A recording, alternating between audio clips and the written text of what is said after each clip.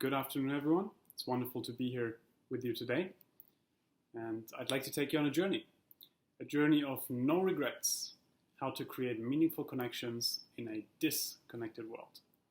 Before doing that, I'd like you to close your eyes. And I'd like you to imagine being on your deathbed. What would you regret? Do you have any regrets where you feel there was something that I always wanted to do in my life, but I didn't? Or anything of the last years where you felt, I should have done that? Now this is a question, and you can open your eyes again, that a nurse asked people on their deathbeds a couple of years ago, and she collected all the answers. And it was always the same kinds of answers that came up. Something like, I wish I had lived life true to myself.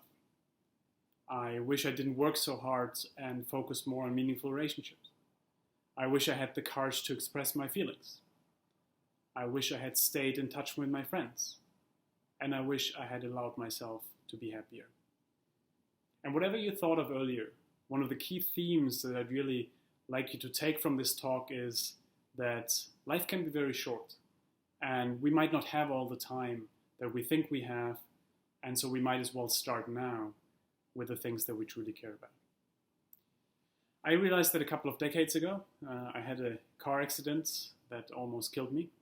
And I, used to be that kid in high school who was kicked out of high school, had to repeat a year, probably held the unofficial world record of how many dustbins you can knock over on your way to school when you're driving.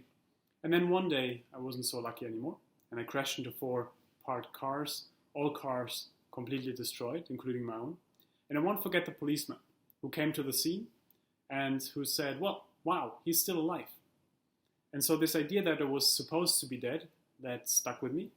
And I asked myself all these weird questions, If I would have died, who would have come to my funeral? Who would have actually cared? Was it all worth it? And at that point, I only had depressing answers. And it took me on this intense search for meaning, trying to figure out, what is life all about? What's the meaning of all of this? And so it took me on this intense search for meaning, and I started reading a book that inspired me a lot, Viktor Frankl's Man's Search for Meaning, which is all about the question of how do we find meaning in crisis? How do we find meaning in tough situations? And what I realized is what gives me meaning is connecting ideas, connecting people, and seeing the spark that comes from that. And so I started out as a community builder, then went into social entrepreneurship and later into academia. And what I have found fascinating on this journey is that the most joyful, purpose-driven, inspiring people, they seem to have something in common, which is that they intuitively build meaningful connections. They make those connections meaningful with people, and they inspire people in how they do that. And so what I'd love to do and what I'd love to dive into is 6 practices that we can use to create more meaningful connections and more meaningful relationships with the people in our life, both new potential relationships and existing ones. Now, one of my absolute favorites in terms of what we can do to cultivate relationships that are more meaningful is the hook strategy.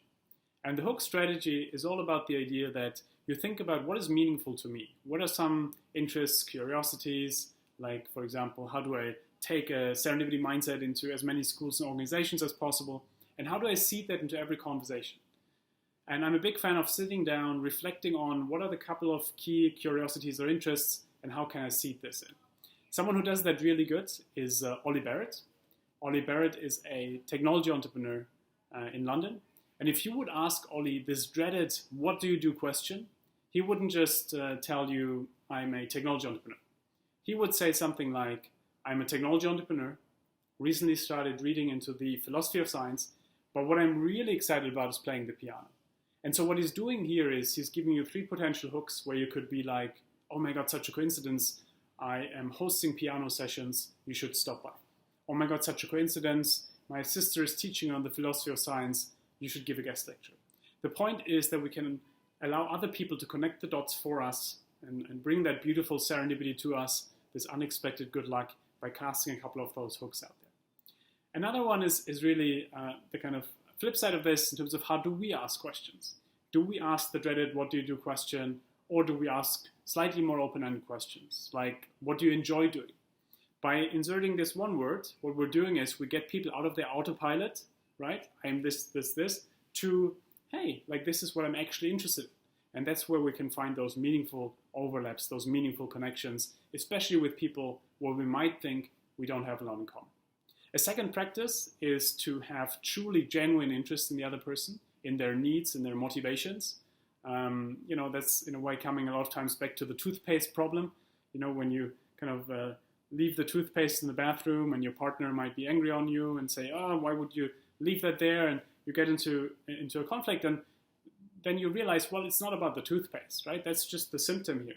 The underlying root cause, when you ask why is that a problem here, might be the feeling of disrespect that the partner feels, or the feeling of not being taken seriously, and so on. And so I'm a big fan of really genuine interest, using the 5 Why approach, which is the founder of Toyota. Toyota, he used that approach a lot in the company context also, where whenever there would be a problem or a solution, he would ask why a couple of times. He would ask, why is this the case? Why is this the case? And that's what every good doctor does, right? If you go to a doctor and say, I have a headache, they don't directly give you a tablet. They say, well, do you have other symptoms? Why is that the case? And so on. And then kind of based on that, they try to understand the root cause of this. And that's the same when we build connections with people. We want to understand what is meaningful to them so that we can actually then connect on that level and resolve those potential conflicts early on. Now, a third practice is shifting away from what can I get from a conversation or an interaction or relationship to how can I help or how can I contribute. It's a shift towards saying, when I go to a career event or networking event, instead of just focusing on I need this, I need this, I need this, to really think about how do I develop a true relationship with that person in a very Kamaic sense. Actually, that is usually the way where people then get really interested in oneself, that they feel, oh, that's the only person here that didn't try to just pitch to me, that's actually the only person that actually was interested in me. And I think that's the kind of thing where I'm a big fan of thinking in every conversation, is there one introduction I can make, or is there one idea I can contribute, and really kind of approaching it from how can I help here. There's also a lot of psychological studies, by the way, that helping makes us much happier than taking, even though we created systems that incentivize the opposite. And so that actually feels much more meaningful to go into conversations and thinking, how can I connect something for someone here that then helps build truly meaningful relationships. A fourth practice is normalizing imperfection.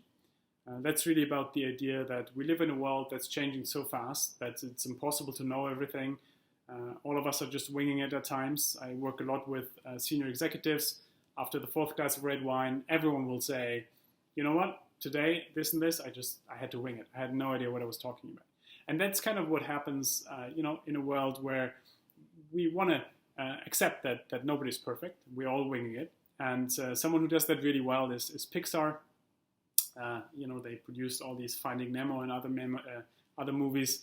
And the founders at the beginning would come into a meeting and say, at the beginning, all of our ideas are bad. Now let's talk. And so what it does is it legitimizes the idea that you don't have to be perfect. You don't have to come up with a perfect idea. And especially for younger people, that's very helpful to then also raise unexpected ideas and so on. As a new parent, I think it's especially important, right? We want to be those perfect parents, but actually a lot of things will go wrong. And if we think we have to be perfect, that'll give us a lot of anxiety in that regard. And that's really the 5th point in terms of how do we actually acknowledge anxiety and also use that in a way to connect with people more meaningfully. We all just had a big collective near-death experience with COVID, right? We all had to go through some kind of anxiety. And one of my favorite questions at the moment is, how did you navigate the COVID period? How did you, what did that mean for you? And what it usually surfaces is that we are all going through some kind of transition or some kind of reorientation and figuring it all out. And that's a beautiful starting point for beautiful, meaningful connection. And now last but not least, my absolute favorites, which people like Paul Polman, the former CEO at Unilever, and others are extremely good at, is the idea of developing some sort of North Star or curiosity and then pairing this with an openness to the unexpected. So what do I mean with this?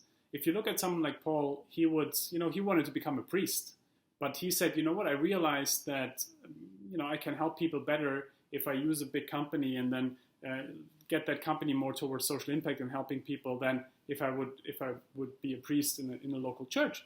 And so his point was, hey, look, I have a certain North Star, what I want to do in life, what feels meaningful to me, but then how exactly I do that emerges based on what we learn about the world.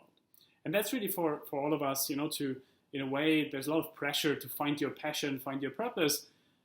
What's much easier a lot of times is to find the key curiosity, right? What we are interested in, what is something I want to learn more about, and then taking a bit of time to explore that, to explore communities around this, and most importantly, to connect with people in those areas. And what happens then is that the unexpected not only is a threat, but actually becomes an ally, because we unexpectedly stumble over all these interesting new opportunities that are out there. There's so much potentiality out there, but a lot of times we might not see it if we're over-focused on particular jobs, particular careers, and particular people.